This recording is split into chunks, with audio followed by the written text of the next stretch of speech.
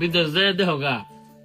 বিদেশ মানে তারা শুক্রবার দিন হইলেও বয়ে থাকে না, তাকে হিসাব আলাদা, তার বেশি ভালো দেখে। তারা দৌড়ে। আমি যে তোমার জীবনে বিদেশ যাইতেই দিব না।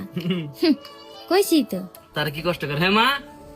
মা বিদেশে গণবের কষ্ট করে তোমরা পারবা বাংলাদেশে থেকে। এটাই তো, তারা কত কষ্ট করে, তাকে কষ্ট কয়ে ফেলে তুমি জানো?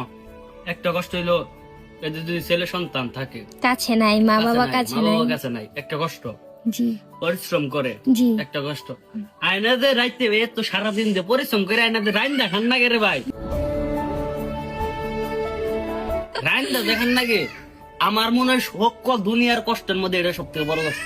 দেখা না কাপড় চোপড় ধোয়া। হ্যাঁ, কাপড় চোপড় ধর নাকি রাইন দেখান নাকি? তাহলে বুঝো যে একটা প্রবাসী কত কষ্ট করে। আর বাংলাদেশে থাকি তোমাকে নিয়ে পোলাগো নিয়ে যতটুকু পারি সারাদিন কাম কাজ করি, রাইতে সুন্দরভাবে বাড়তে আনি। বুঝলো নাই? হইছে, এত কেন শুনতেছি না, যেটা কইছি হেডাই। আচ্ছা, জামান না করছেন, আজকে গেলাম না, বাড়িতে থাকলাম। খুশি আপনি? জি। মা খুশি? মা আলহামদুলিল্লাহ দিলে থাকে আল্লাহ খালি রেখা কামাতে দিলে আমরা চিন্তা করতে ভালো লাগে। ও কোন তো তো